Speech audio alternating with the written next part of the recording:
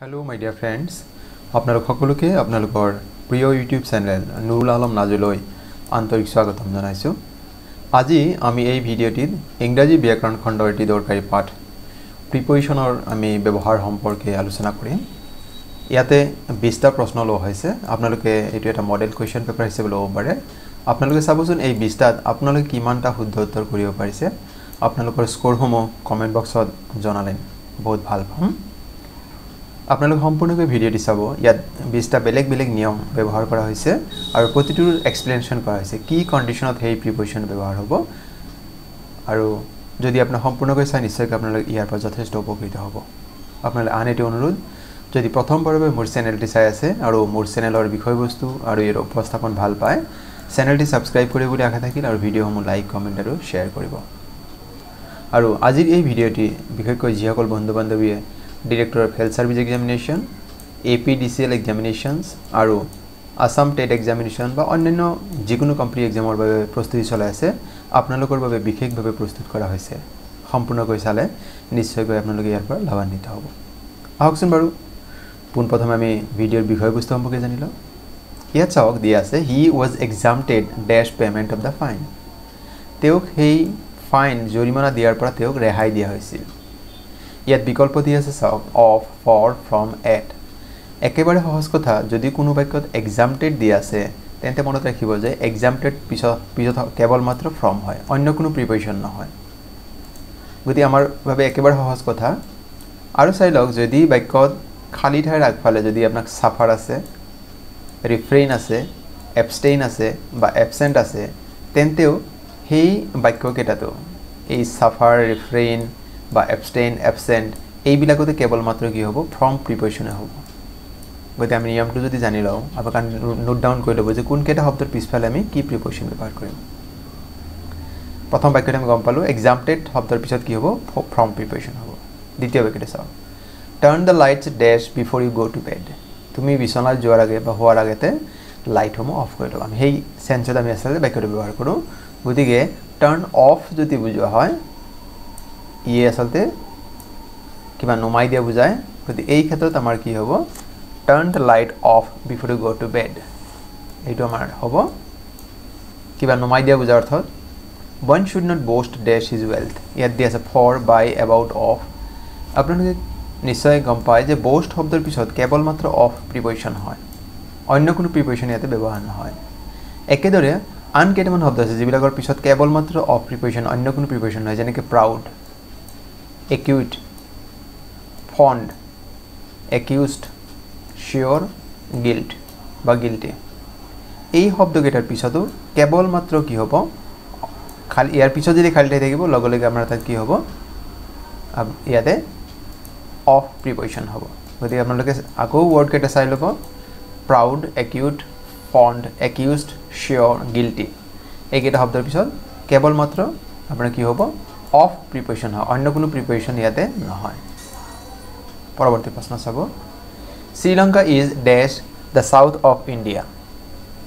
চাওক ইয়াতে কি আছে, ইন, অন, টু, ফ্ৰম। ইয়াত আমাৰ শব্দটোত কি হ'ব, টু হ'ব। আমি প্ৰথমতে এই কথাটো জানি লওঁ যে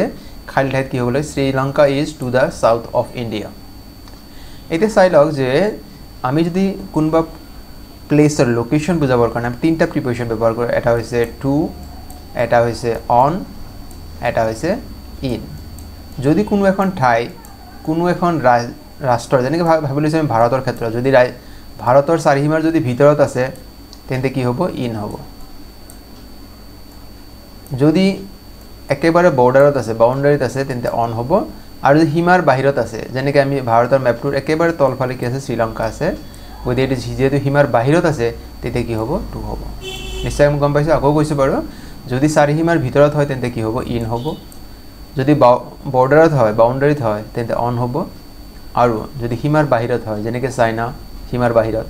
শ্ৰীলংকা সীমাৰ বাহিৰত, যেতিয়া মানে বিদেশী ৰাষ্ট্ৰ এখন বুজাওঁ তেতিয়া আমাৰ কি হ'ব, টু হ'ব। পৰৱৰ্তী বাক্য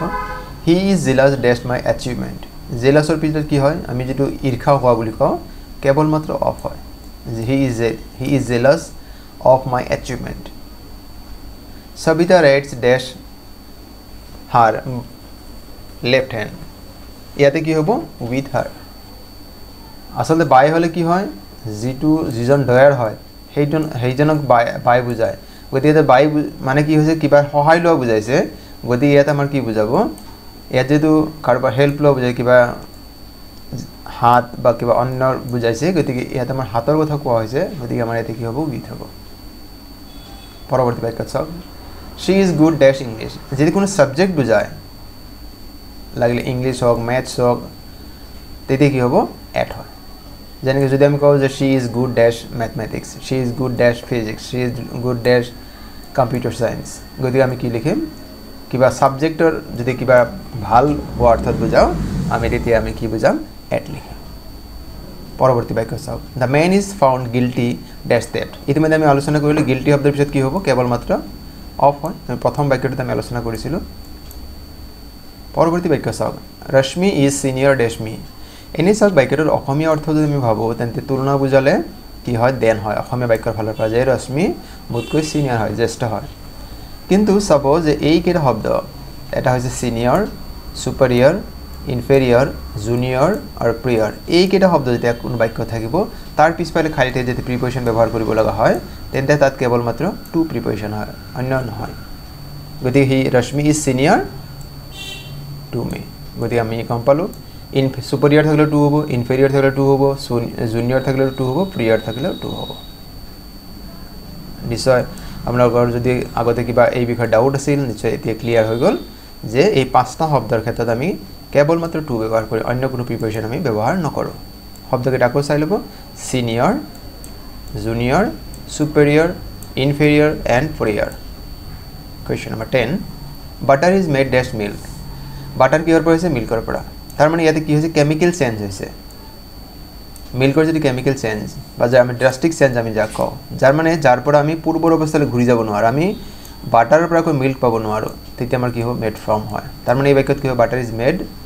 ইয়াতে কি হ'ব মেড ফ্ৰম হ'ব কিন্তু যদি ফিজিকেল চেঞ্জ হয় নো ড্ৰাষ্টিক চেঞ্জ তেতিয়া মেড অফ হয় এক্সাম্পল চাই ল'ব টেবুল ইজ মেড ডেশ উড উডৰ কি হৈছে ফিজিকেল চেঞ্জ হৈছে যে আকৌ কাৰণ টেবুলৰ পৰা আমি আকৌ উড পাম সেইকাৰণে ইয়াতে কি হ'ব মেড অফ হ'ব প্ৰথম বাক্যটোত আকৌ দ্বিতীয় বাক্য চাওক পেপাৰ ইজ মেড ডেশ বেম্বো ইয়াতে কিন্তু ফিজিকেল চেঞ্জ হৈছে কেমিকেল চেঞ্জ হৈছে ইয়াৰ যিটো গঠন আছিল গতিকে আমাৰ দ্বিতীয় যিটো বাক্য আছে এই দ্বিতীয় বাক্যটো আমাৰ কি হ'ব দ্বিতীয় বাক্যটোৰ কাৰণে আমাৰ ফ্ৰম হ'ব পেপাৰ ইজ মেড ফ্ৰম কি হ'ব বেম্বো পৰৱৰ্তী বাক্য দ্য ওল্ড মেন ডাইড ডেশ অভাৰ ড্ৰিংকিং ইয়াত চাওক একেবাৰে সহজ ট্ৰিক এটা আছে আপোনাৰ মনত ৰাখিবৰ কাৰণে মই এইখিনি লিখি দিছোঁ বাৰু ইয়াত চাওক বাক্যটোৰ কাৰণে আমাৰ ইয়াতে কি হ'ব ফ্ৰম হ'ব কিয় হ'ব মই আপোনাক এক্সপ্লেইন কৰি দিছোঁ আপোনাক কাইণ্ডলি নোট ডাউন কৰি ল'ব যদি ডাই শব্দৰ পিছত চাওক ডাই শব্দৰ পিছত মানে খালী ঠাই থাকিব যদি ডাই অফ হ'ব যদি কোনো বেমাৰত মৃত্যু হয় যেনেকৈ he is died of cholera he is died of COVID-19 died in হ'ব যদি এক্সিডেণ্ট হয় কাৰ বাছ ট্ৰেইন এৰোপ্লেন যি এক্সিডেণ্ট নহওক ডাই বাই কেতিয়া হ'ব ছুইচাইড যেনেকৈ he died by hanging die for যদি নোবেল কজ হয় ভাল কাম যেনেকৈ Kanaklata died for the freedom of India বা Mahatma Gandhi died for the freedom of India Nelson Mandela died for the freedom of India died from কেতিয়া হয় এক্সেছিভ of something ইয়াত চাওক ডাই খালী শব্দৰ পিছত ডাই আগফালে আছে খালীৰ পিছত যেতিয়াই অভাৰ থাকিব মনত ৰাখিব যে তাত ফ্ৰম হ'ব চিম্পল ফৰ্মুলা আৰু বাকীকেইটা আপোনালোকে কাইণ্ডলি নোট ডাউন কৰি ল'ব যে বেমাৰ হ'লে আমি কি লিখিম অফ লিখিম এক্সিডেণ্ট হ'লে ইন বাই হ'লে ডাইড বাই হ'লে ছুইচাইড বুজায় ডাই ফৰ নোবেল কজ বুজায় সাধাৰণতে আমি ডাই ফৰ টু ফ্ৰীডম ফাইটাৰৰ কাৰণে ব্যৱহাৰ কৰোঁ হোৱাট আৰ ইউ লুকিং ডেশ ইন দিছ ৰুম বিচাৰি থকা অৰ্থৰ কাৰণে লুক ফৰ হয় গতিকে আমাৰ ইয়াতে কি হ'ব what are you looking for in this room the cat jumped dash the on the wall নহয় অভাৰ ৱালৰ ওপৰত দি জাম্প কৰিছে গতিকে কি হ'ব the cat jumped over the wall next his birthday is dash 20 November যেতিয়া আমাৰ কি হয় ডে বা ডেট ডে যদি আমাৰ দিন বুজায় যেনেকৈ আপোনাৰ ধৰক সানডে মানডে টিউজডে ডে বা ডেট এই দুটাৰ ক্ষেত্ৰত আমাৰ কি হ'ব খালী ঠাই যদি থাকে তেতিয়া আমাৰ কি হয় অন হয় যেনেকৈ we celebrate independence day on 15th August বা I will meet my friend on Sunday Saturday যি লিখে গতিকে আমাৰ ইয়াতে কি হ'ব ডে আৰু এই যদি ডেট দিয়া আছে গতিকে আমাৰ ইয়াতে কি হ'ব অন হ'ব next 15 Maria wants to travel ডেশ দ্য ওয়ার্ল্ড ইয়াতে কি হ'ব around the world আমাৰ অপশ্যন সি শুদ্ধ হ'ব I have been playing here dash 2 o'clock এটা সা পয়েন্ট অফ টাইম বুজাইছে 2 বজাৰ পৰা আৰম্ভ হৈছে কিন্তু পিৰিয়ড বুজা নাই পয়েন্ট অফ টাইম হলে কি হয় I have been playing here since 2 o'clock আৰু যদি আপোনাক দিয়া থাকে 2 hours তেতে কি হ'ব for 2 hours হ'ব এটো প্ৰেজেন্ট পারফেক্ট কন্টিনিউয়াস এটা স্ট্রাকচার হয় next the train runs dash Jorhat and Kolkata সব যেতে দুখন ঠাই বা দুটা প্লেস বুজায় দুটা বস্তু বুজায় তেতে তার তেতে কি হয় between যেনে I am standing between Rajesh and Ramesh between যেতে হবে আর যদি বহুত হইতে কি হবে among হবে ইয়া তো সব the train runs dash Jorhat and Kolkata ওইতে কি হবে between Jorhat and Kolkata পরবর্তী এক সব he paid the money dash check এটা মানি যে চেক যেটা বুঝাবে এটা আমার কি হয় বাই প্রিপোজিশন হবে he paid the money by check question 119 he didn't agree dash my proposal so agree লগত যদি হিউম্যান বিং বুঝায় দিতে কি হয় agree with হয় agree লগত যদি হিউম্যান যেনে he didn't agree dash me যদি এনেকা থাকিলে হেতেন আমি খালি ঠেত কি লিখিলে হেতেন with লিখিলে হেতেন যেহেতু ইয়াতে সব ইয়াতে my proposal not the human being activity বুঝাইছে গতি ইয়াতে আমার কি হবে টু প্রিপোজিশন হবে গতি আমার অপশন এ শুদ্ধ উত্তর হবে question number 20 the dead boy is devoid dash sense the dead body is devoid এর পিছতো কি হয় কেবল মাত্র কি হয় অফ হয় গতি আমার একেবারে সহজ হয় devoid of মানে কিবা নথকা অর্থ বোঝায় lack of something গতি এইখিনি আছিল আজিৰ ভিডিওৰ বিষয়বস্তু আপোনালোকে এই ভিডিওৰ বিষয়বস্তু কেনে পালে জনাবলৈ নাপাহৰিব আৰু আপোনালোকে যদি ভিডিওটি ভাল পাইছে তেন্তে আপোনালোকৰ যিসকল বন্ধু বান্ধৱীও কিবা পৰীক্ষাৰ কাৰণে প্ৰস্তুতি চলাইছে তেওঁলোকৰ সৈতে ভিডিওটি শেয়াৰ কৰিব আৰু আপোনালোকে কিমান স্কোৰ কৰিছে মোক জনাবলৈ নাপাহৰিব আৰু আজিৰ এই ভিডিও সম্পূৰ্ণকৈ চোৱাৰ বাবে আপোনালোকলৈ জনাইছো অশেষ ধন্যবাদ